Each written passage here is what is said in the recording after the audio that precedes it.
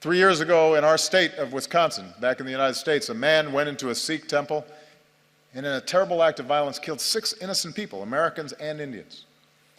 And in that moment of shared grief, our two countries reaffirmed a basic truth, as we must again today, that every person has the right to practice their faith how they choose, or to practice no faith at all, and to do so free of persecution and fear and discrimination.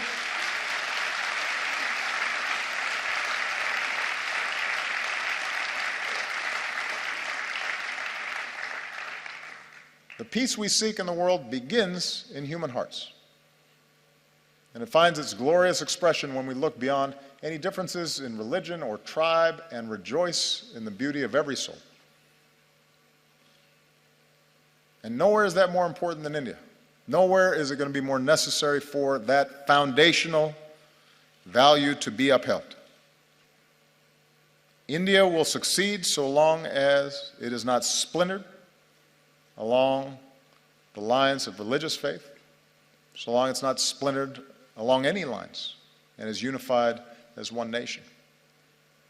And it's when all Indians, whatever your faith, go to the movies and applaud actors like Shah Rukh Khan, and when you celebrate athletes like Milkha Singh or Mary Kom, and every Indian can take pride in the courage of a humanitarian who liberates boys and girls from forced labor and exploitation, who's here today, Kailash Satyarthi,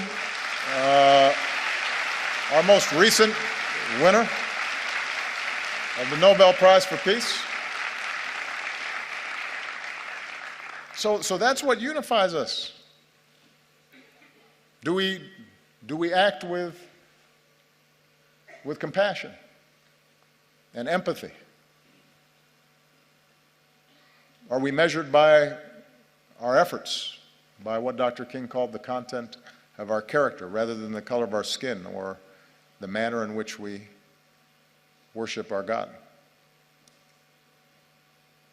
In both our countries, in India and in America, our diversity is our strength, and we have to guard against any efforts to divide ourselves along sectarian lines or any other lines.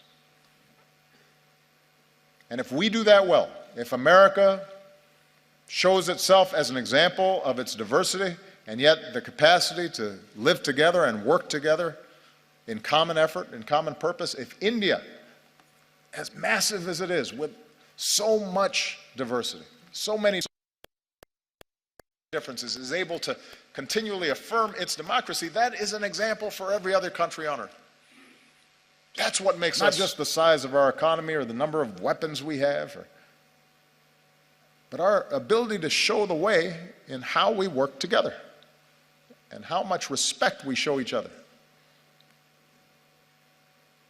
And finally, our nations are strongest when we empower our young people.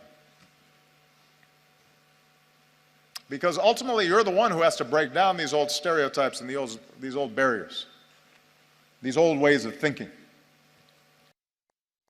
You know, prejudices and stereotypes and assumptions, those are what happens to old minds.